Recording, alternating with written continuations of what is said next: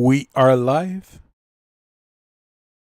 A bit ahead of schedule, as I would usually do, just so I can let people slowly drip in. We're getting things spread out. Got it on a few Facebookses, and a few on Twix, and well, I'm going to wait until Twitter sends the notifications to people. Normal that we start with this. So how is everyone tonight? I'm going to go with the radio announcer voice. I'm not doing the whole roundtable this time around. We had some issues last time. And we were... I don't mind having the roundtables, but I think, personally, if I do it again, I'll probably use some streaming software instead. Yeah, nobody is... I don't mind having the round showing up, but I'm going to mute this. So I have an eye on the YouTubes. A few people are probably going to saunter in. Right now I've got, well, some pictures. Yeah, I use AI art for stuff. I will admit it. It's okay. I like AI art for what it is. Once I have money and fame and power... Once I have money, fame, and power, yeah, I'll probably start paying people to make art. It'll be a lot better. But for having to create tons of characters and have art for characters who barely have any description, sometimes I'm going to go with the tools I have. What I normally do is I go, the tool I use is Night Cafe. I like it enough because it allows you to do, it generates a certain number of pictures. I then remove the backgrounds. Most of them, since I use specific prompts, they go with a blank or close to blank background. Anyways, I remove the background and then I use a good old photo editing software. Paint.net is fantastic, at least for what I want to do. I know a lot of people use, I think it's called GIMP, something like that. Pretty popular. And then I add faction logos. In this case here, it's a second sort of light commander. So there's the Kurita logo, the Swords of Light logo, and their Battletech. Here we've got my rendition of Alexander Asek. Let's face it, the for some of those characters who do have pictures, the pictures are terrible. I honestly do not like whoever they've got hired at CGL to do character portraits right now. I've seen other art from that guy, and for some of his stuff, it works really well. When he does horror and he does like weird sci-fi, those work, and his art style really works and pops out.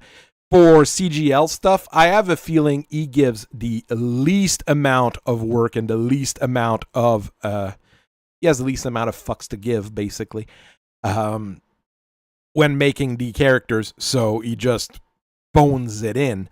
So it gets pretty basic. Other things we've been working on this week. We released the Leo video, which was pretty fun to make. Working with a new concept for non-Omni-Mechs, basically. Something a little bit different, I guess. The idea is to have mechs that have hand-carried weapons, just like in regular anime, let's say. And here, since Real Mech is Love is making some of the Gundam mechs, he's redone them in more Battletech style. Well, I think it's a good idea to go with one ear. I didn't make the actual Gundam What I don't like is that shields in Battletech are rather terrible. The small shield is usable. The other two, I mean, if you have any form of mobility, as long as you have your shield, you lose that mobility. The small shield only restricts you a little bit. And since it's handheld weapons for most things, I mean, you're not going to lose much if the shield is there.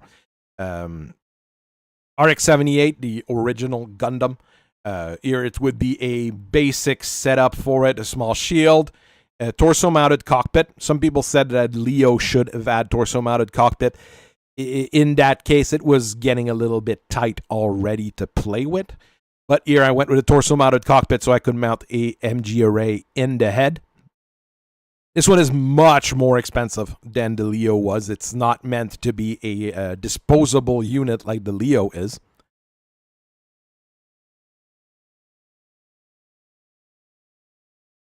And this one here, MG array with 2 machine guns in the head. I might switch it to light machine guns. I like light machine guns better than machine guns just because of the range. They don't do damage. But, I mean, if you have machine guns, anyways, the role of the machine guns is to take out infantry or crit seek. So if they don't do a whole lot of damage, it's not terrible. This setup, they all have a supercharger and 5 jump jets, so it's 5, 8, 10, 5. Not a bad movement profile. This one here, heavy PPC with capacitor, double heat sinks, and an Angel ECM. Are those great mechs? Probably not. I mean, this is basically a Griffin without the shoulder rack missiles and an Angel ECM as an extra. Yeah, I'm not sure it's that great, but the idea is to have, you know, something that looks like a Gundam in the end. Rotary C5s, a sniper version with a light Gauss rifle. Probably going to be using some of the ground Gundam art as well for it, because the ground Gundam is, well, it's a Gundam. Gonna play with it. The bazooka being a Thunderbolt 15. Always fun to use a Thunderbolt. It's a fun weapon. But I mean, you're very limited with these kinds of mechs in terms of what you have. But I mean, the idea is that it's cool, not that it's good. Those would be for Davion. Davion has access to Clan Ultra AC technology, at least from what we know in the recognition guides, which I'm not going to follow completely for Vengeance, but it kind of makes sense. Ultra AC-10 with 3 tons of ammo and Angel ECM. This one here, the battle value might not be that flying, that high, but it's pretty decent in my opinion. Do I have one with a re-engineered laser? No, that's the 178. That's the Gundam Mark II, as they sometimes call it. A Gundam E-War with a Bloodhound and an Angel. Oh, this one is the one with the large re-engineered laser. 2 re-engineered small lasers. This one here has one of the lowest battle value of the lot, but I think it's quite efficient. 2 small re-engineered and a large re-engineered is going to give you a lot of punch, especially against laser reflective armor. Ferroalmalar and Arden armor, so it's probably not that terrible. I have no idea here if it's I mean, those are the things I'll have to play with them to make sure they work or not. For Aus Liao, the one I went with was the Maganak from Gundam Wing, the support unit that Quattro has, as the weird friends he has. Basically, it's a Vindicator with 2 hands, roughly. Normally sword, small shield, plasma rifle, light machine guns in each shoulder. This one is a little bit all over the place. Fairly mobile, 696. Decent enough in the mid-range. Like I said, it's a replacement for something like your Vindicator. And I have quite a few different options, including one with a TSEMP. That's always a fun thing to have. This one here has a TSEMP, an ECM, an hatchet, a small shield. That's a whole lot of nasty stuff on one 45-ton mech.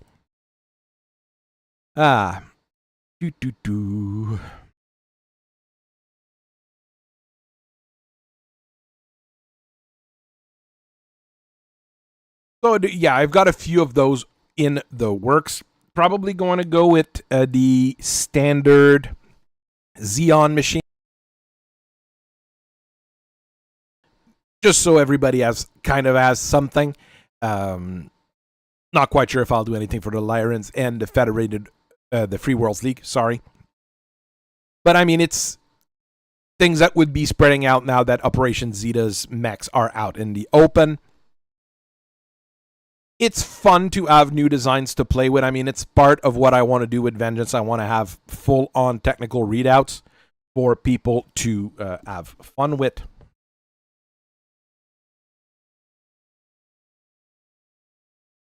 Hey, Mr. Real Mech is Love. How are you doing? I mean, drawing a Leo and a Maganak in Battletech style probably would be fun. I mean, they have a distinctive look. Both of them have a distinctive look that is pretty fun. The Leo's the best of the two. The Maganak is actually kind of cool looking. I thought it was one of the really cool looking mechs in Gundam Wing. But we see them like 15 minutes in a 52 episode show or something like that. It's kind of sad. Their look is pretty cool. I mean, they do look, trooper-y. They're not the super fancy one, but they do look pretty cool. Here, this is the beige version. Mobile doll. I didn't know they made a mobile doll version of that one. But I mean, Gundam Wing, I haven't been following. There's a manga for Gundam Wing that's been running since the show came out, basically, for like close to 30 years. But I think it's a once a month kind of thing, rather than a once a week, so. A few people are filtering in. I'm happy to see what we've got going on here. I mean, I've got a few other mechs. I don't have designs for all of them. For most of them, I would say, actually. Some of them were just people having fun and talking about. There's the Watcher, which was a thing that someone randomly made. It's a mashup of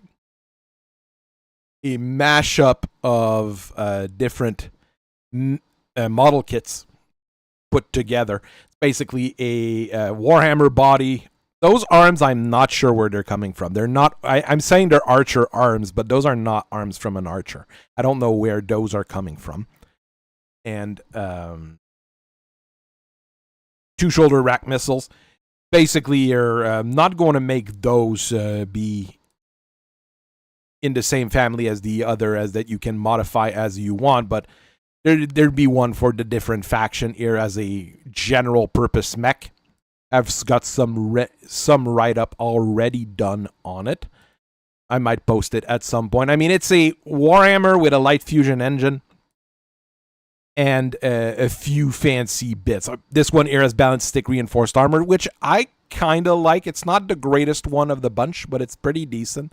Rotary AC5, 2 SRM6, 2 medium lasers, 2 small pulse lasers at 4.6. I mean, it's a 2,000 BV mech, under 12 million C-bill. Pretty reasonable, especially in the 3150s, basically. The arms look like they're from a Pat Labor. That is quite possible. That the arms are from a Labor. Because the Labors do have smaller arms, and they have the same range of kits as this one. Or at least the same sizes as they are. Because if you took like Dogram kits and started trying to mix them up with Gundam kits and things like that, the scales start not matching. So it's a little bit harder to mess around. Alternate Incubus look? No, the alternate Incubus look needs to have wings on the back. And it needs to jump. It needs to not be an Incubus. I know you like the Incubus. I'm an Horned Owl fan, personally. I like the Horned Owl a whole lot more than I like the Incubus. Even though the Incubus really looks cool after having played with both, I really like the Horned Owl. It just works, as they say.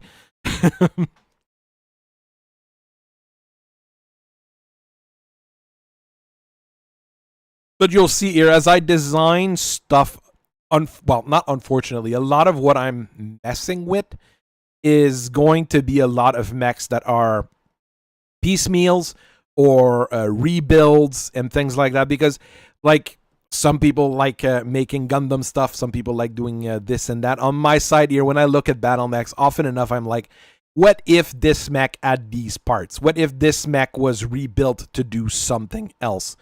I mean, the original, the OG for that, well, there's my Oregon Javelin that I need to probably commission at some point, which is a Javelin top with the legs from a Arctic Cheetah, which is another mech in the same weight range, but that the leg assembly actually works, you know.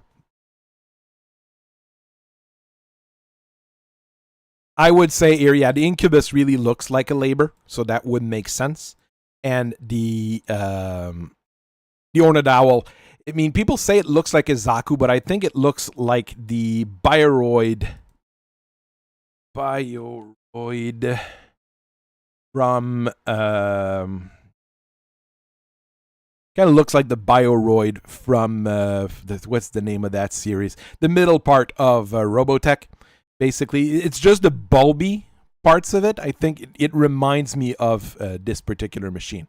Doesn't have the end gun that is terrible. I mean, that part of the series is terrible, so people don't remember it.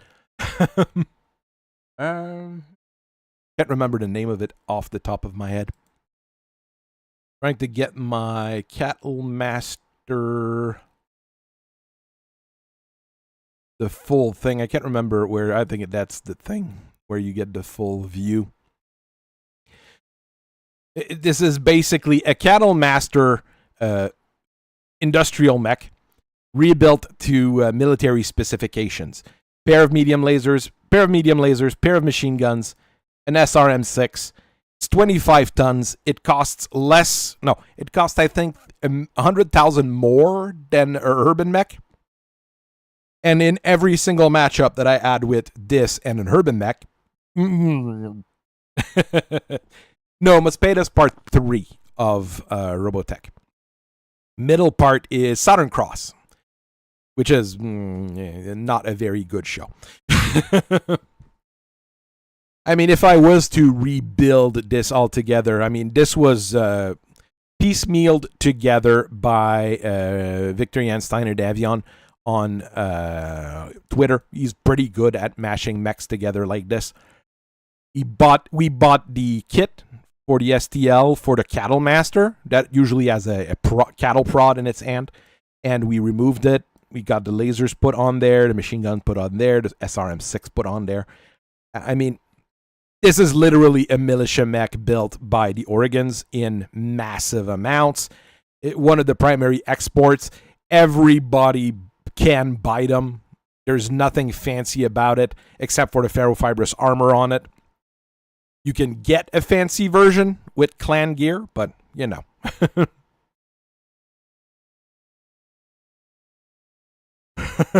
Well, what you're talking about, Mr. This is Rich, I mean, that's what you would normally do with a Cattle Master. Bring it to monster truck shows. I'm sure there's demolition derbies for industrial mechs and stuff like that as well. The original Cattle Master it's a fun design. It's functional. But here I made a military version. I militarized a bunch of different mechs for in a little while. I mean, I have a lot of little things that I'm working on and I have fun with. My problem, let's say, is that I need to focus on a single thing, which is what I'm doing with Vengeance right now. One of the advantage of Vengeance is literally that I can sit down and just go through it. And having an actual objective to get things going really helps me. When I have people, talking about me and talking about the thing and what's going on in it, well, it's really going to help in the long run, I would say. A beer can toting hat and helmet. Yes, that would be a great upgrade to it. That is for sure. I just want to go to the site. All the Vengeance stuff is in the timeline section for Vengeance. I've split things a little bit more here. I've got a section for the factions. I've got a section for all of the characters. I'm going to make characters section per section as well, like I was doing. You know, for characters that are in one particular conflict zone, try to have all of them. But I'm going to have this main page where I can just put everybody in. And if you're looking for a character in particular, you can jump into it. The Leo and the Maganac with an Overcraft underneath them, those are actually different mechs. It's the Tragos and the Oliphant. They're different mechs from, it's just the same base design. I'd really love to be able to do that with a mech, just have them switch to an hover mode, just like the Dom in original Gundam, which is able to, you know, skate around. I add rules for that in one of my write-ups that I did another time. It required you to put in some critical slot and some lift equipment in your mech for, like, I think 5% of the tonnage of the machine. Those were really what it did. It allowed you to move faster on the ground, but you turn into a hover mech, so you can't go through rough, you can't go through forest or things like that. Yes, I'm working on figuring out how I am going to do Star Captain Aaron Feng. The thing is, this is a much longer write-up that you already have, and I might just put that in straight and modify things just to fit the same kind of format afterwards. Not going to be too difficult. She's going to be, it's Aaron Feng, so she's going to be after Anastasia Kerensky, right there. I just try to put them in alphabetical order. Characters who are dead will be noted.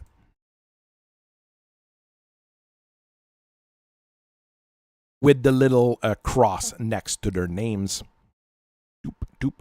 There hasn't been too many that have died yet. I'm not going on a murder spree. Some of them die in stupid ways. Some of them die heroically. That's also going to be a thing that we need to discuss every once in a while. I mean, this guy here, this poor Seishiro guy, we just had his, we were looking at his picture earlier, dies in a tragic dropship accident. His dropship pilot literally crashes the dropship on the side of a mountain because they're getting so tired of being sent all around the Draconis Combine. At some point, it takes a toll on the pilots. And this is what happens. In Free Worlds League right now, I think I've only got Fontaine Merrick written up for the website.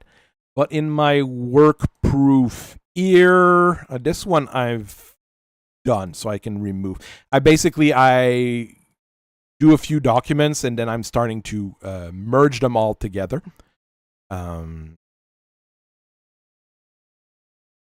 So I've got a few more Kuritas that need to be done. There's the leader of Warrior House Simara, because I decided that he gets killed by Icarius, who's right here. Guy with, just to have, you know, some cool stuff happening with some of our homebrew characters. So we've got all sorts of different people. A few more Kuritas.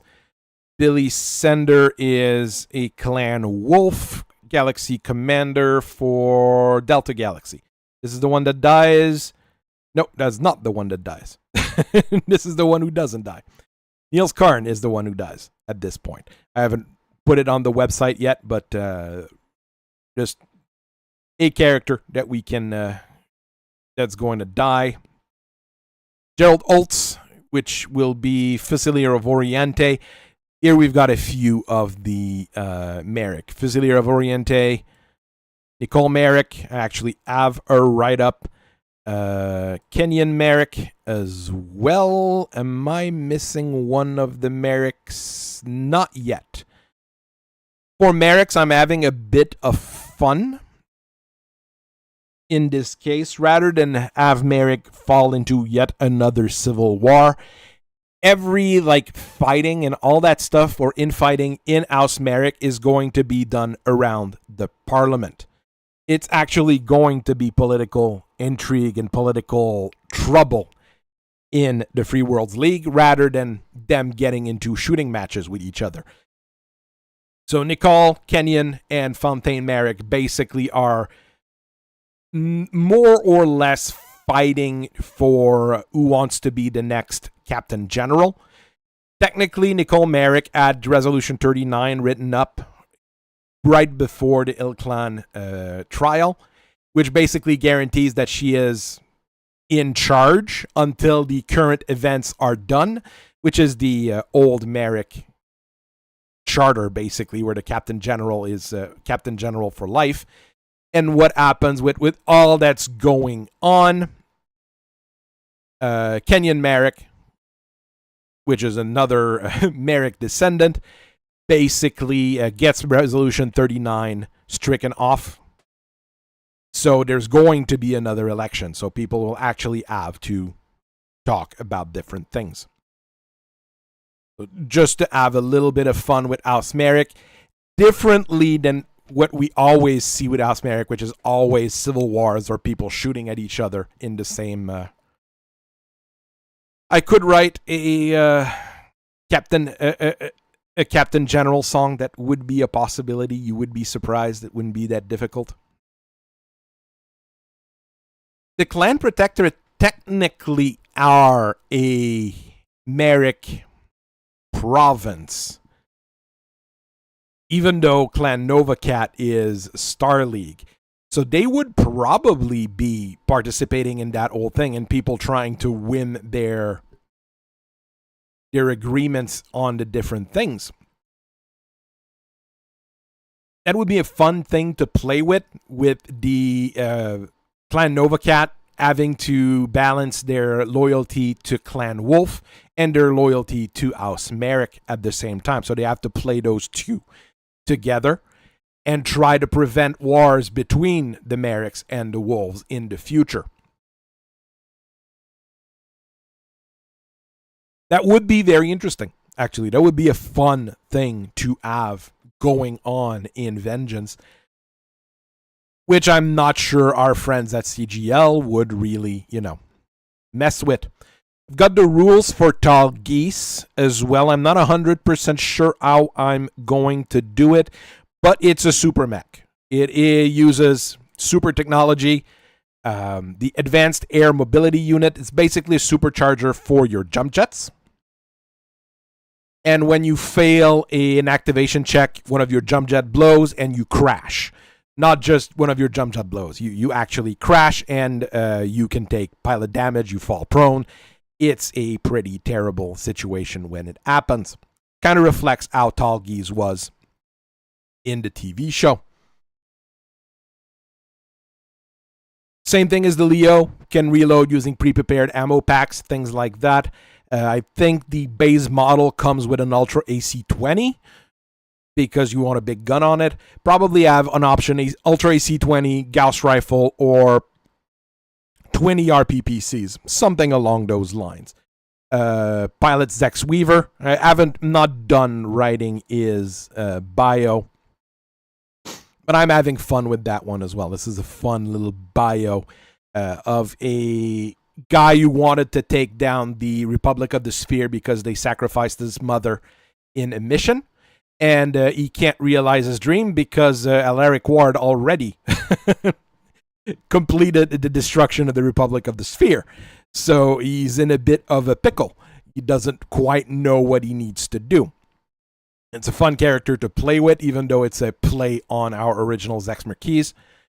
Just something fun to play with, which is all that really matters when I'm writing these things.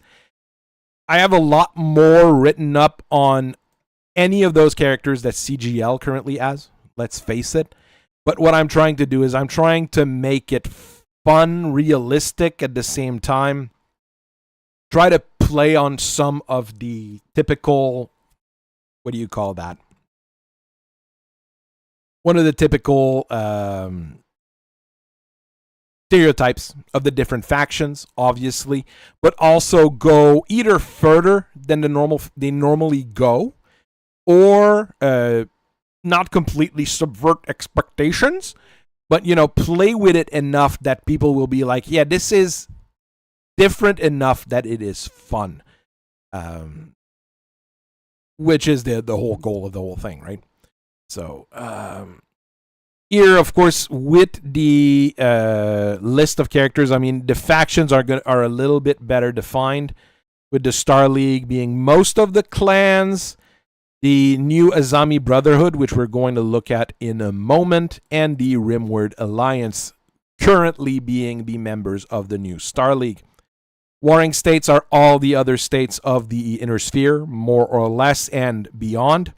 With the Scorpion Imperio, there's still some clans in there. Like I said, the clans El Horse, Scorpion Imperio are still in there. The Wolverines, we've got their list here, but the only character that I have up on the site right now is Alexander Asek, who's a traitor to Davion. And we've got our corporate and mercenaries that are going to come up at the bottom. And we've got our 2 Pinkertons and Henry Kincaid of the Wolf's Dragoon, who's dead. So we've got a few things going on there. So that's going to be a thing to follow. I'm going to keep adding characters in there and then slot them into different conflict zones, things like that. For factions, I haven't gotten the write-up for a whole lot of things. I've got it for a few corporates. And Clan Thunderbore, which we've talked about, I think, last time. And now the Azami Brotherhood, which I've introduced in the latest section with what's going on with Aus Kurita and Aus Davion. Gonna go here. I might actually split up some of those conflict zones as well. So Aus Davion does reconquer their planets, but a little bit later than in the official CGL timeline.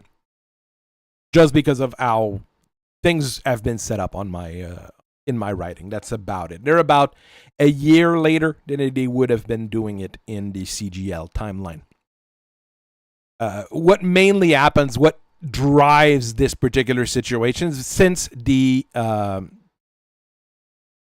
Liao is fighting the Clan Wolf on around Terra, Aus Davion understands that they don't need to have any regiments protecting that border, so they take all the troops that they can and they bring them all up to their Draconis Combine border and start pushing from there.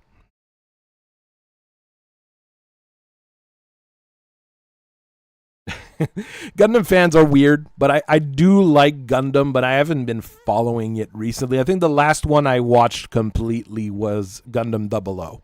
And this one is funny. There's some that do look like battle mechs in that, at least in the early section of it.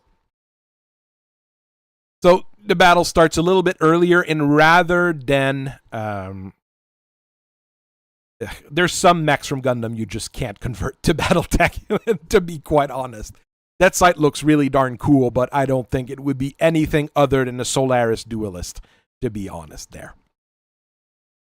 So how does it go in this particular situation? So the Draconis Combine didn't expect the Federated Suns to be fighting back, so they start moving troops to the border of the Dominion. As the Dominion is helping out Clan Wolf, well, they don't have all of their troops. The Snow Ravens on the other end of the map. I'll try to open the map here, actually. Give me a second. It's not. I need to figure out how to play with the map tool.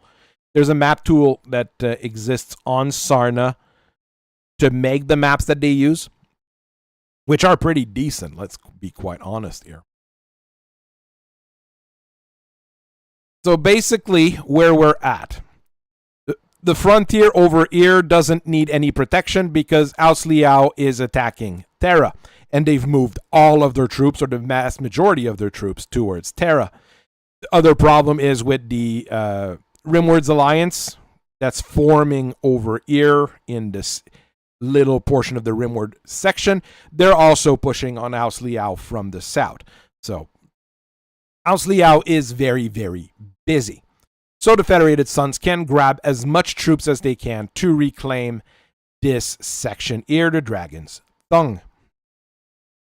Where we go after that? Well, the Draconis Combine, as I said, were moving troops here on this side, and they were trying to request most of the Arcab Legions and a few other units to help out. But the Arcab Legion has, for a little bit, not been too cooperative with the Draconis Combine because they have been getting some little typical Combine war crimes committed against them. So there's a few things going on here.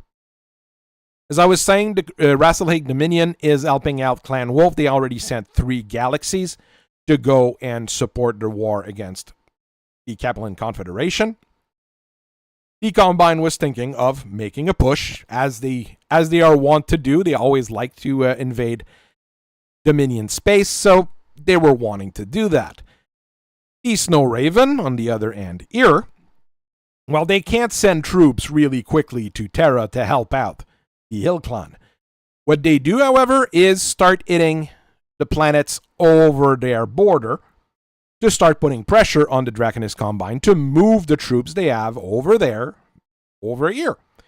But by doing that, well, it also weakens the Federated fronts, because the Federated Commonwealth, well, not Federated Commonwealth, the Federated Suns, well, they're pushing in with all of their troops. So the Draconis Combine basically is stuck between 3 enemies at that point. Because Ghost Bear, after a little while, after they get hit, well, they're going to start hitting back.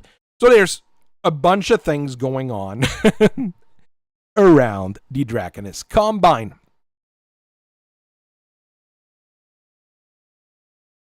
The Federated Sun retake New Avalon, and rather than Metsuhari Toranaga being captured on there, he runs away.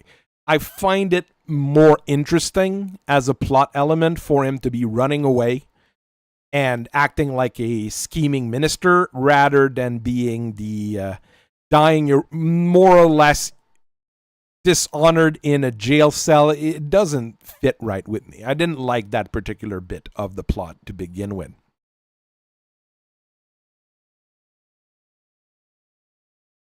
So they retake New Avalon and they start putting more pressure on the Combine. As this is going on, Yori Kurita, after they lose New Avalon and they lose all sorts of things, well, she decides to go to Terra to try to talk to the ilClan and the clans themselves to try to, get the Snow Raven and the Ghost Bears to stand down. The thing is, the clans are not too happy about that. And since they kind of genocided these Nova Cats in the past, well, Yori Kurita kind of gets a very kind FU from the clan's council. She doesn't like that and tries to call for a trial against the clans. And Aberdeen Metha, who's the lore master of Clan Wolf, who's in charge of that whole thing, basically says, well, you're not an equal, so we're not going to give you a circle of equal. You can't do a trial against us. It was the same excuse he used against Gottfried Amiro the first time around. Yeah, that second fight in the past there. So, and even worse, Clan Seafox refuses to buy any additional weapons to oust Kurita until they stop all military action against the Snow Ravens and Ghost Bear. So the Combine, in order for the Combine to actually get a loss, I'm actually giving them all the problems in the world, which is about the only way I can see the Draconis Combine losing at this point in time. I honestly don't like what they did in the thing is Dominion Divided. It makes very little sense. And you're right, escaping and a strategic repositioning isn't a far-fetched idea. And Matsuhari Toranaga is not an idiot. He might be a little bit of a jerk, but he's not an idiot. To escape, what he does grab a bunch of hostages to flee. You know, he does the really nasty thing, but typical. He does request to commit seppuku, and Yorikarita refuses when they meet on New Samarkand. There's an agreement between Del Monte, who has their headquarters on New Samarkand, and the Raven Alliance. That's why that planet's not getting attacked.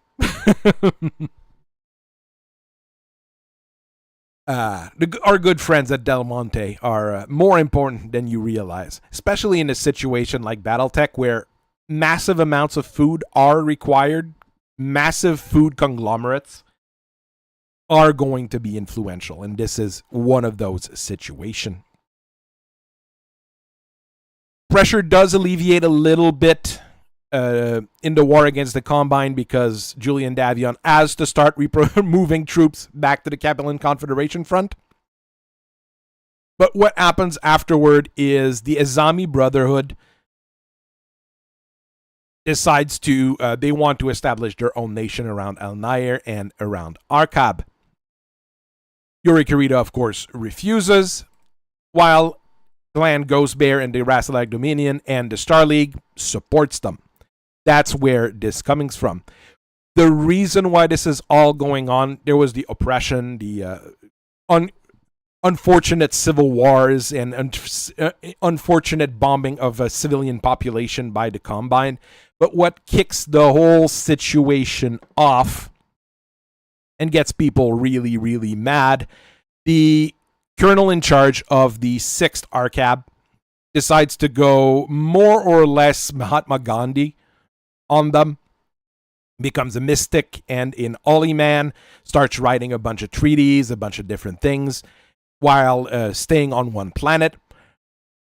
The Ghost Bears try to invade his planet at some point, and when the Ghost Bear commander meets with him, because he doesn't want to fight, they get into an agreement, and the Ghost Bear starts supporting the Azami independence.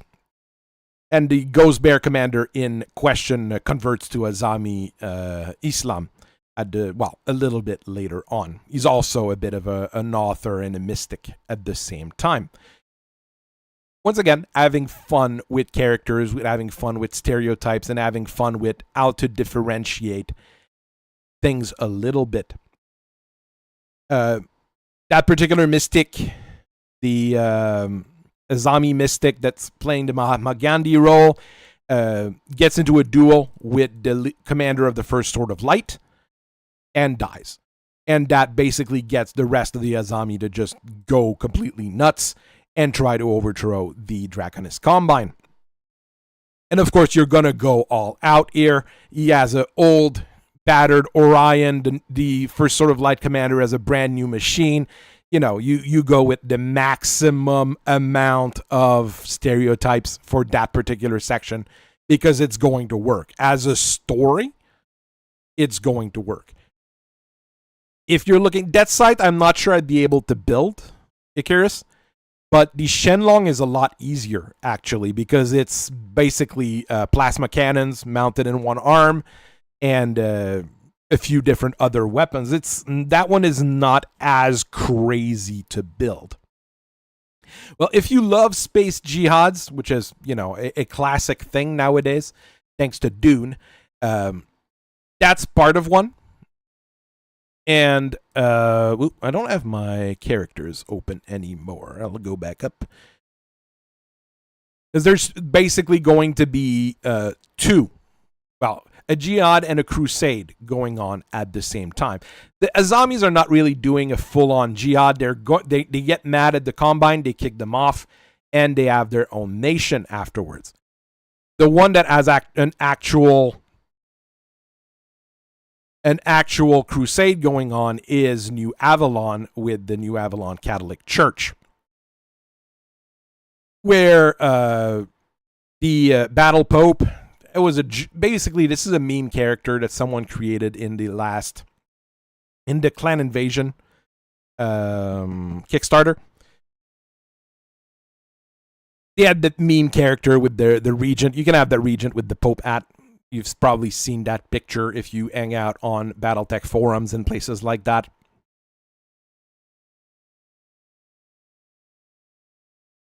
And in his case here, he's already a leader of a Knight Order originally before he was Pope. So it kind of makes sense to have him, lead soldiers against the Kurita.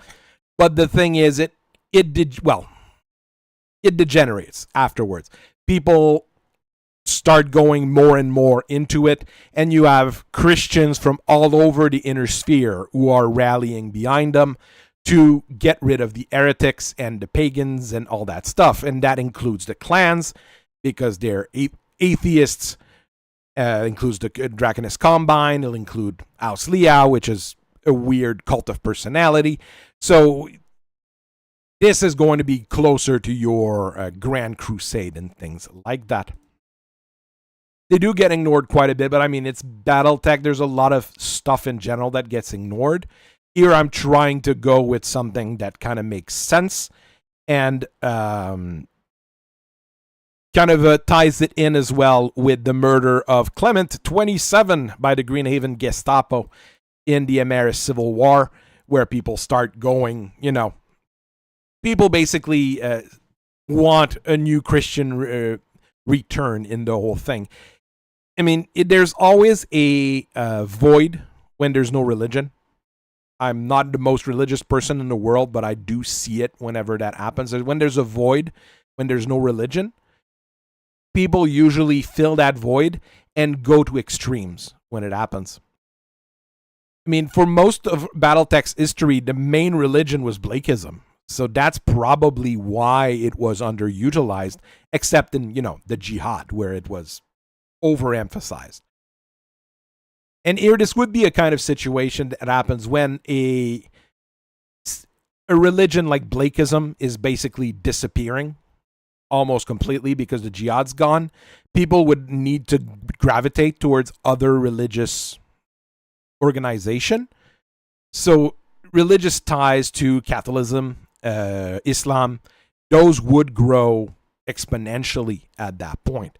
The clans are atheistic, more or less. They've got a weird religion built around the founder, but that's more of a cult of personality than an actual religion. So in this case here, it would be still a target for that particular crusade to go against and get things a little bit differently. The Blakist, I mean, there's a good reason people don't people like them and people don't like them at the same time. I'm ambivalent to it. The problem is, with having read Foundation, having read Dune, having read a lot of that foundational sci-fi, when I see the Blakists, I have a few problems with them. Because the Blakists, they mix up all of those different subsects from those foundational books of sci-fi and try to make something work with it. And it never quite worked in Battletech, not in my opinion, at least.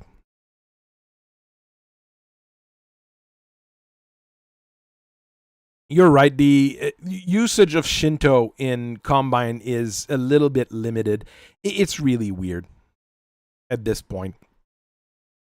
It's true that the clans are not completely atheistic, but they would not be Catholics or Christians. So the Christians would be crusading against them at some point, especially seeing how some people are behaving nowadays with that as well, right? So it's a way to look at it.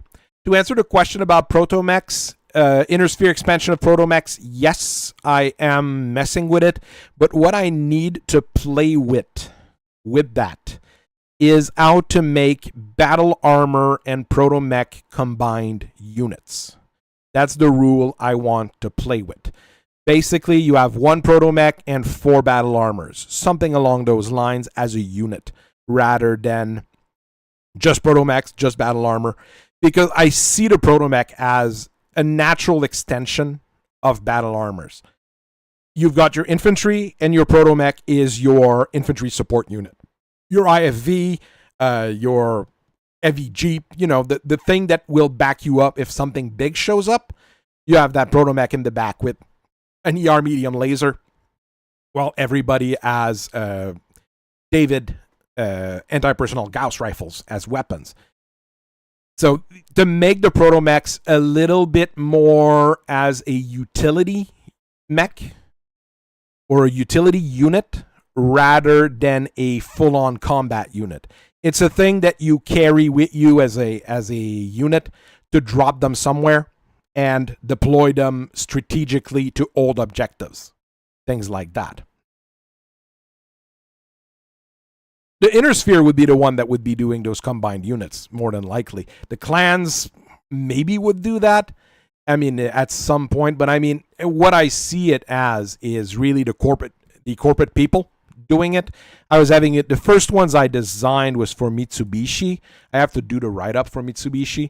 The Mirage Battle Armor with the support PPC. It's a very basic little thing.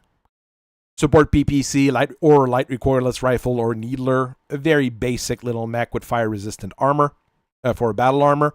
And the Eclipse Protomech at 4 tons. That's a little bit faster, so it can range around them or be the anchor of that particular unit of Mirage Battle Armor with a micropulse laser and an SRM as support units. So, and yeah, have an and old for battle armor to ride on you as a Protomech. But I mean, what I would see it as, like, you go into a Mitsubishi factory or a Mitsubishi location. Well, not a store, but one of their facilities where they actually build stuff. When you walk in, the defense at the front, you're going to have like 2 Protomechs with the tops off with the guy smoking a cigarette and a couple battle armors just walking around. That's their basic, defense against, people trying to come in and steal stuff. When shit really goes down, though, well, Mitsubishi, just like Renault, has their own set of battle mech. Mitsubishi works for the Free Worlds League, however. That's one thing you need to know. They're not a Kurita corporation. The Kurita corporation is more Renault Peugeot because they're on Dieron.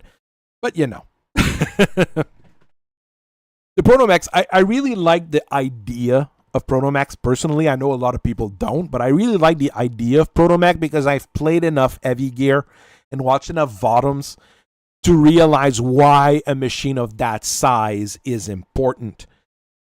It's your infantry support unit. A battle mech is an assault weapon. It's something that you drop and it's going to cause a whole lot of damage. But you're not going to be holding a territory or holding a base with battle mechs. You're going to have battle armors for that. And the Protomechs are, like I said, something to support those battle armors. That's how I see it.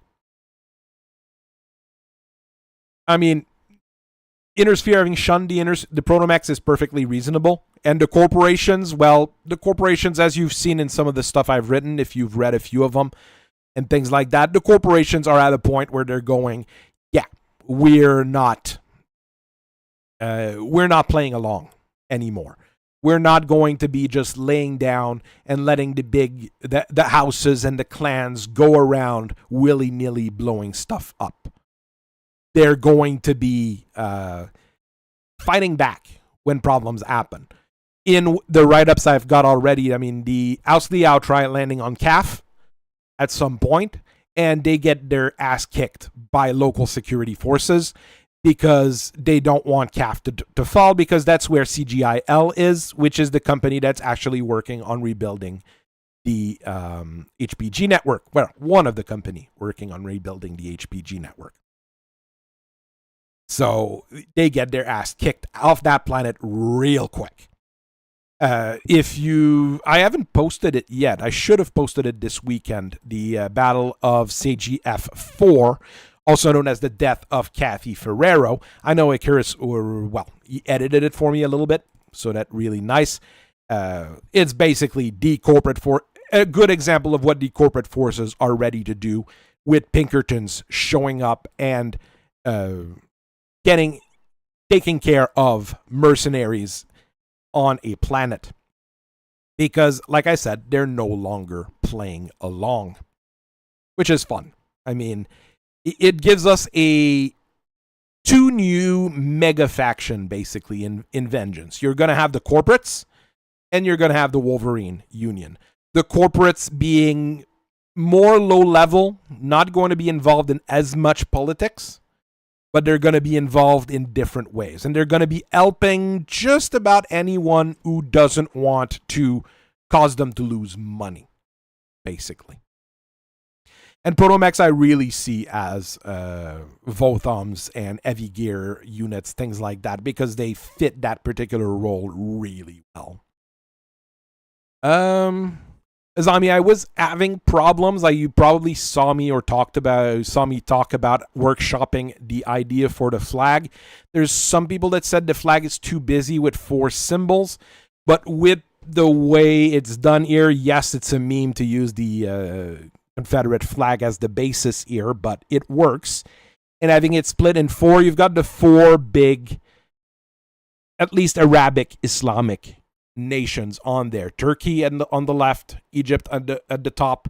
On the right, you've got the original Persian lion, the Lion of Judah, and the Saudi sword at the bottom. So you've got all 4 major groups on there, and it does make sense to go with the Lion of Judah here once I've looked into here. Why is the Cameron Star on there? Is because they are part of the Star League. The foundation of the Islamic State of the Azami Brotherhood, full title. Basically, when Davion and Kurita signed the armistice on Ark Royal, because they don't want to sign it on Earth because Yori Kurita doesn't want to go on Earth. They agree to go to Ark Royal, which is more or less independent. During the signing process, the Azami Brotherhood officially secedes from the Draconis Combine and joins the Star League. And that's why the Cameron Star is on there. And I think it looks pretty darn good here in the middle. I could switch it to a silver color. I'm not sure. For the coloring of it, I am not 100% sure. But for the setup, I see it fairly well as that. If they leave the Star League, that particular symbol will be taken off. Basically, it's a simple enough thing here.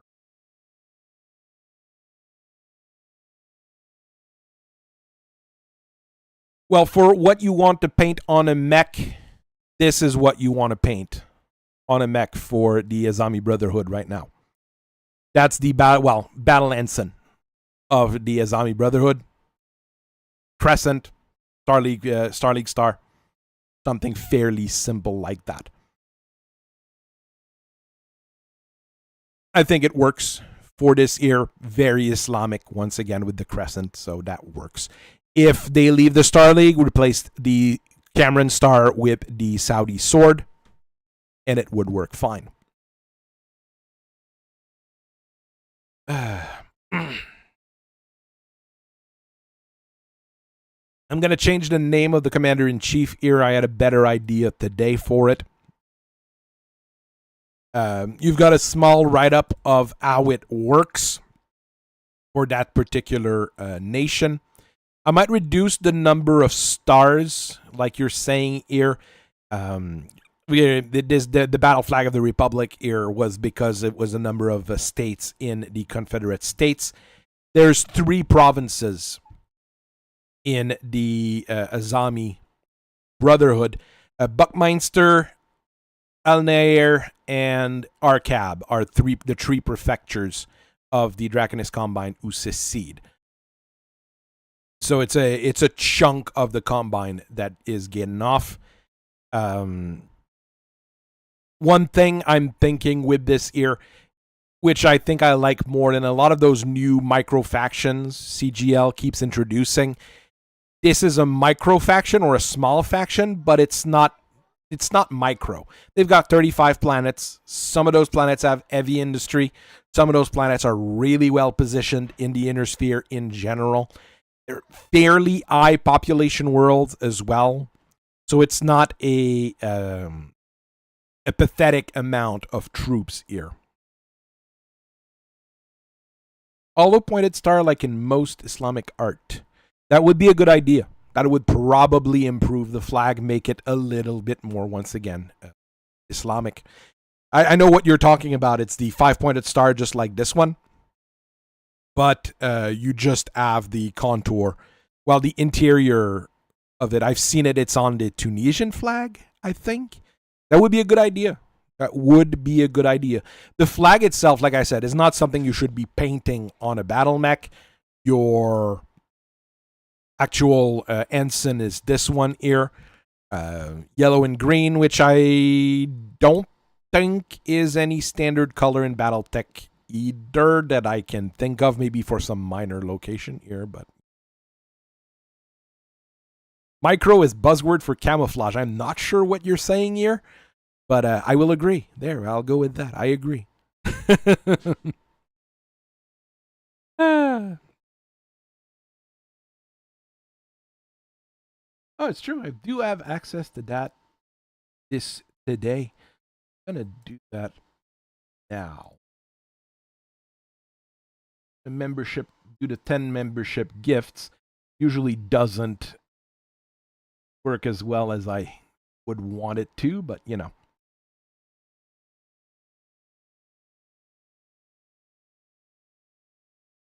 Every month I get 10 free memberships that I can give to people. So, hey David, how are you doing? I am just chatting mostly here.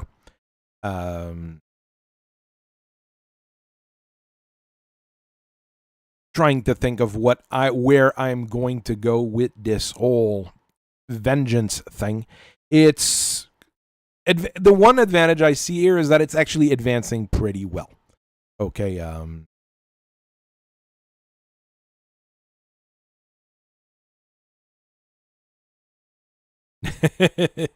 how are you gonna celebrate space football? That is a problem. Yeah.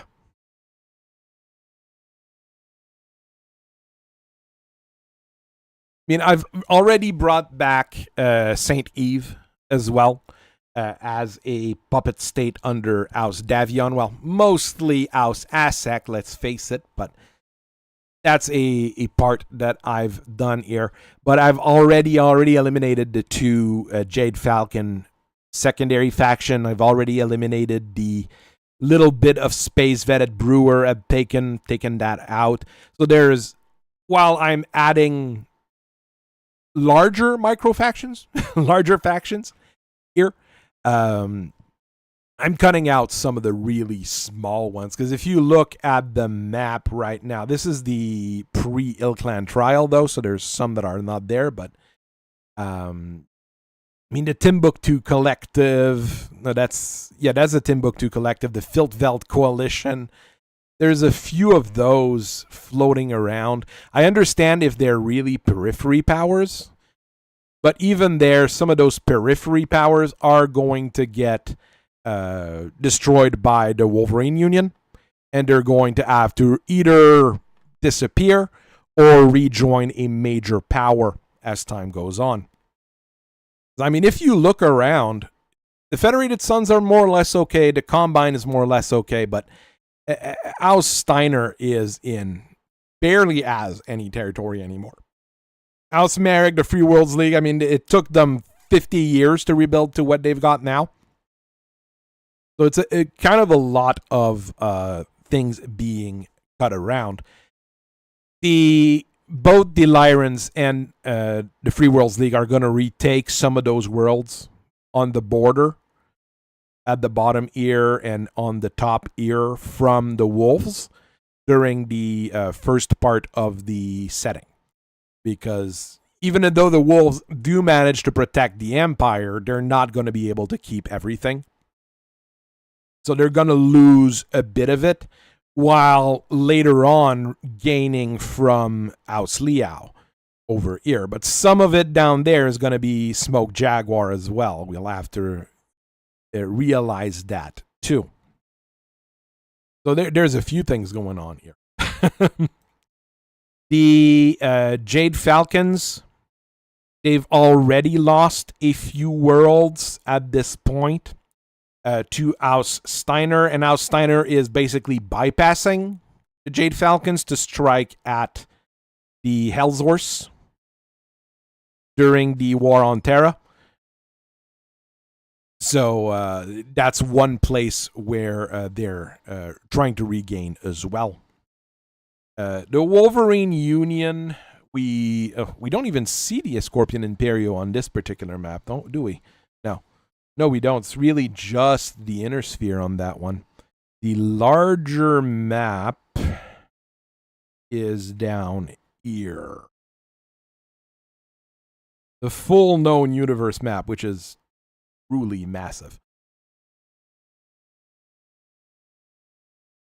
This is the clan homeworlds all the way up there, which is colored, but you barely see it because they're all super small nations. The Scorpion Imperio is here. I don't know why they haven't colored it in. That's the Scorpion Imperio. And the Wolverine Union's homeworlds is more or less in this area down here. With their technology, they have super jump drive that allows them to jump much further than the regular jump drives, which is what is going to allow them to just go around the Inner Sphere as much as they want.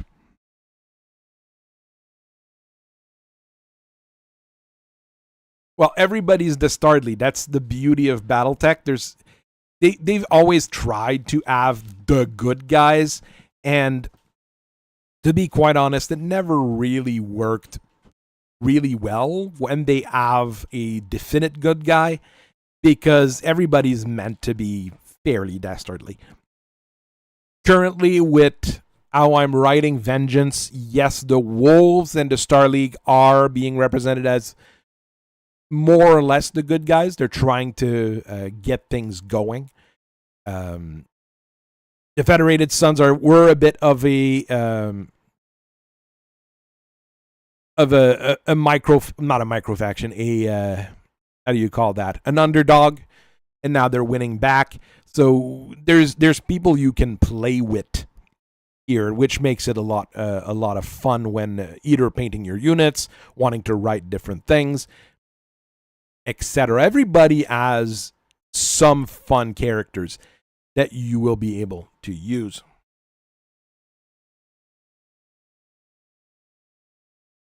Yeah, like I said, I have 10 memberships I can gift for free every month. It's basically to entice people to join the member program. It works okay. You're working on your Rabid Skunks, which will work for Wolverine Union. That is perfect. That's the kind of things that they have throughout the entire Inner Sphere. Rabid Skunks could just be their one of their specialized unit to cause trouble. And right now, one of their major asset in the Inner Sphere is Alexander Hasek on New Sirtis. So that's a good place to set them up at first, if you're thinking about that. It's Battletech. Everybody's got plot armor until you don't. Except maybe Clan Hellshorse. They never really add plot armor. I mean, for a strike force, I mean, regiments are big. That's one thing that's for sure. But having a battalion is not completely out of the question, because a battalion means you have probably a company of battle mech, a company of armor, and something mixed with infantry and aerospace assets. A battalion is not unreasonable. It's like when I was talking to one of my friends about the Oregon Reaches, and he was like, how do they have that many regiments? When I turned around and I said, well, how do they have so many regiments? Well, this particular regiment is one company of battle mech and however many of infantry and tanks. Oh, so they don't have that many mechs. No, we just have plenty of armor and plenty of troops in general.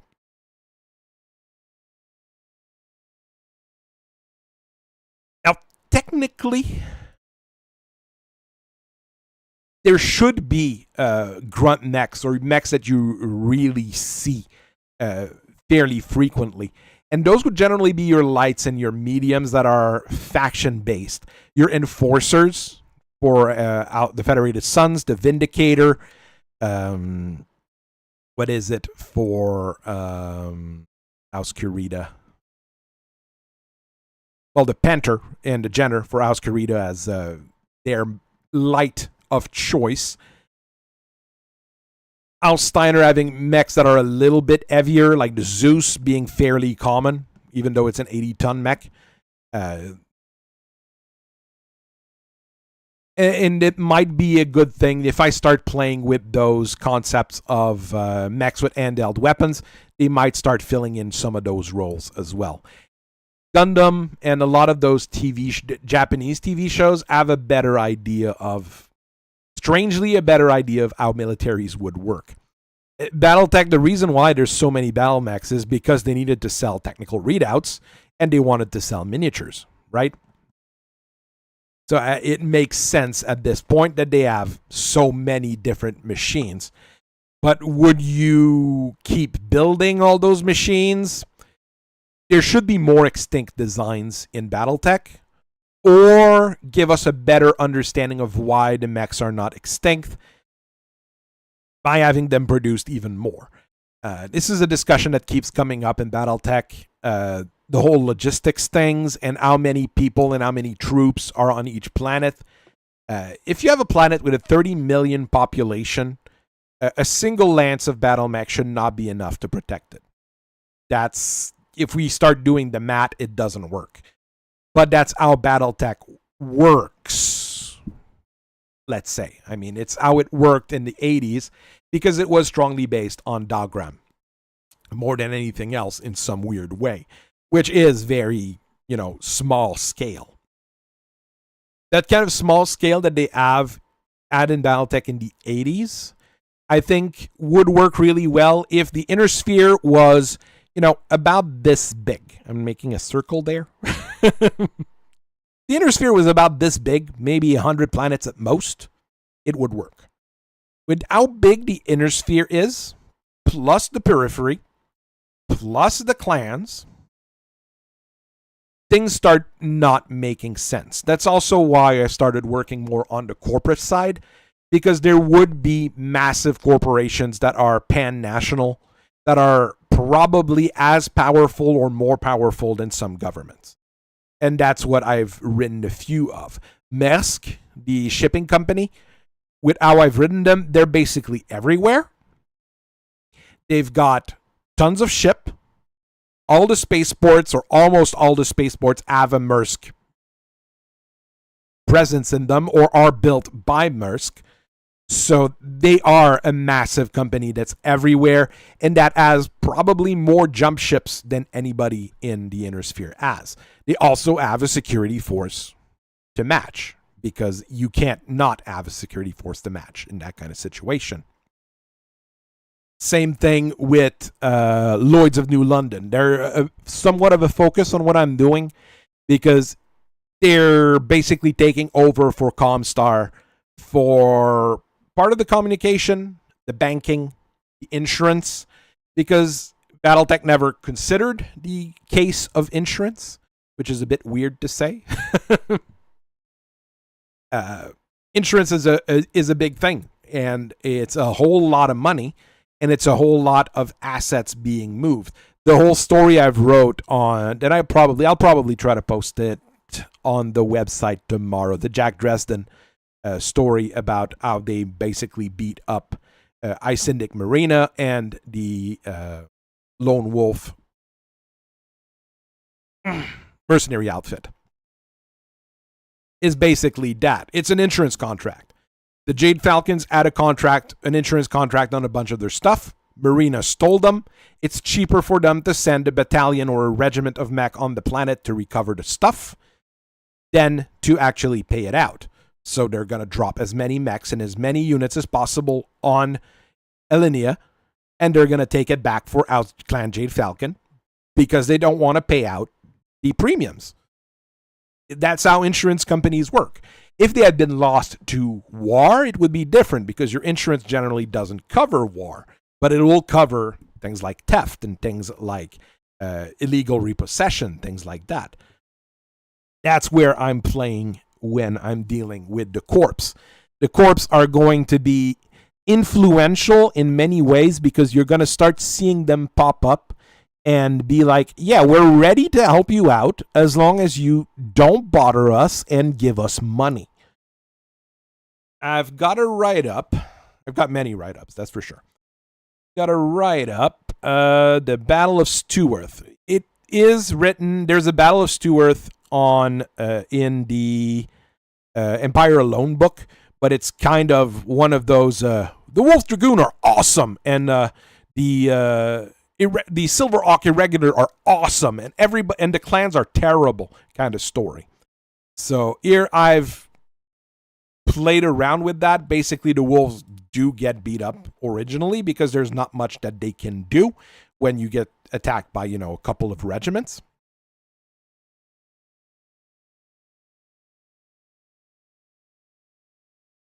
But then the Nova Cats are going to show up on the planet to prove that they're, a new clan and that they're ready to go. And with that drop here, they kick the Silverhawk Irregulars off the planet and injure the Count Steworth, who has to go back to Free World League space, disgraced, basically. The map I was showing is 3151, right after the ilClan trial. This is the ilClan trial map, yeah. Which is the most recent one CGL basically provided. There's the new maps with the new territories that are being carved out of everybody. But they're all very small and hard to adjust, so I don't think they've adjusted them on Sarna yet. Going back to the Battle of Steworth, once the Nova Cats kick out the Silverhawk Irregular, they basically tell the garrison units for Clan Wolf, yeah, you're not staying on this planet, we're taking you off. Because you're going to die if you stay here. Not only because of the Merrick, but because the local population is revolting. So they grab them and they leave. As they leave, well, the communists decide that, hey, we are now free from the clans. We are now free from the Free Worlds League. We're going to retake the planet in the name of the workers.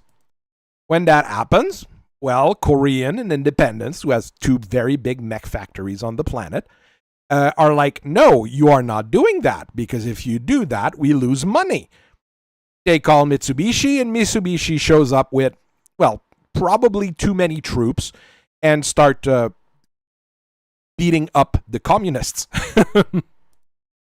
Trenton Merrick, another Merrick character, shows up in early 3152 to reclaim the planet, and the corporate security forces are like, sure, here, have the planet, it's perfectly fine, the Free Worlds League can have control of it, but every contract that we have with the Wolves, every contract that we have with the Free Worlds League, all of that remains legal, and we can ship new machines to the Wolves because we're building stuff for them. So it's okay. We're happy to have you as our new lords and saviors, but as a corporation, we actually decide what's going on with our contracts. So this is a bit how the corporates are going to start acting more and more, basically. Trying to show the governments and the militaries that, no, you're not just taking over. You're not just showing up and taking over planets. We're the population. We're the merchants. We're the breadwinners of your various nations and places like that. And we're going to be keeping it running. So a little bit of a fun, new kind of situation that the different factions in Battletech didn't have to mess with in the past. In the past, you just rolled on a planet and you were like, this is now my world. And everybody was like, all right, it's fine. And all the contracts that we had and all the stuff that we had written up, all this insurance contracts and all this fun stuff that actually exists in real life and that makes sense, just went out the window every time. Now the corporations are actually going to be like, no, this isn't going to fly anymore. We decide what's going on because we own the planets more than a lot of the people do, in a way. The big corporations big mining corps, the big food corps, all those things. They're going to own huge parts of the planet, and they might not want to lose some of their money. Basically, that's how it's going to go. I have a write-up also for the Duchy of Endurian and Magistracy of Canopus, what's going to happen with them. The new rulers get a hat and t-shirt. Yeah, you get the welcome to Steworth. It's a nice shirt, and it's you have a nice Mitsubishi logo on one side, and Korean and Independence in the back, and a one in front. It's a jersey. Oh, it'd be expensive to actually do that, but it'd be funny. It would be so funny. I mean, at some point, I should create merch, I guess. I'm not a merch guy to begin with, so it doesn't help there. I have a write-up, like I said, for the Magistracy of Canopus and the Duchy of Endurian. There's going to be a whole lot of problems occurring over there, as Ilsa Centrella is going to die, and Ari Humphreys is going to realize just how awful the Magistracy of Canopus is. Actually going against what CGL is currently doing by going back to how the Magistracy was originally, which was blackjack, hookers, and a whole lot of criminals in space, rather than the greatest place in the universe, according to some of the recent write-ups. I'm going to go back to the original, and I'm going to have Ari Humphreys go kind of, well, they're terrible people. Maybe they shouldn't be independent kind of situation. We're probably going to talk about that more next week. I'm going to have more stuff written up next week once again. I have time in the evenings. I have time in between different work assignments, so that's why I'm able to write quite a bit. We've got a good regime at it here as well. I'm very good at putting things down on paper. Editing them, well, I'm not as good for that, though. That's my problem. But putting things on paper, well, paper or computers, is pretty easy for me, and it's fun for me to do. It's one thing that I really enjoy doing. And if people enjoy what I'm doing and talk about it every once in a while, it's going to be pretty darn great. I'm going to throw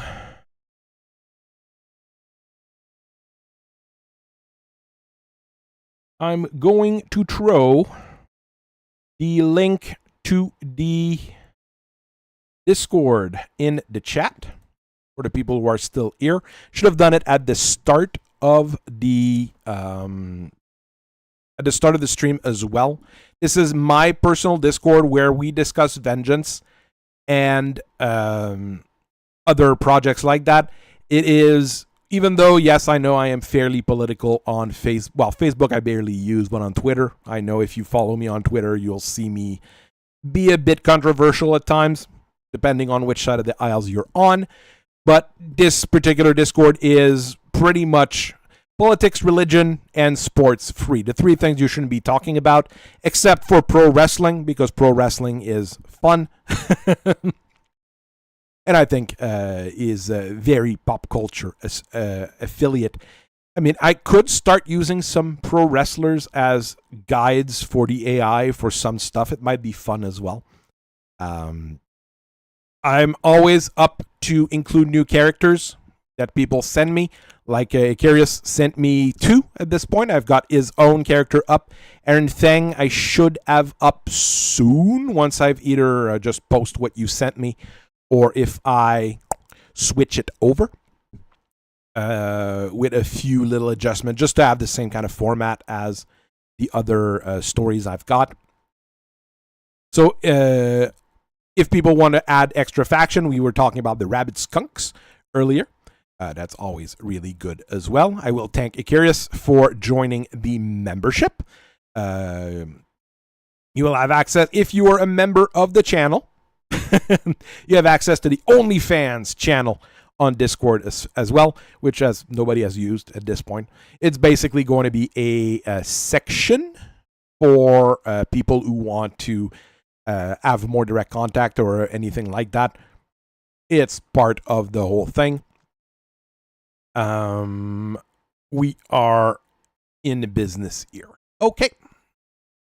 So I think I'm going to end this for tonight. I will try to have one again next week or maybe in 2 weeks. It really depends on how much I've got written and how much I want to talk to people, but I do like this format here. I was doing it when I was doing comic. I was trying to do a stream on the Sundays. I don't think I'll be streaming video games for various reasons. I do like playing video games, but I think streaming video games, even though I'm decent at it, most people on my channel are not huge fans of just listening to me talk when I'm gaming. And there's a few other reasons for it. So I'm going to let you go. I thank you very much for listening to me for so long. I thank all 1,572 of you, all the subscribers to the YouTube channel. I thank you very much, and I'll see you guys later.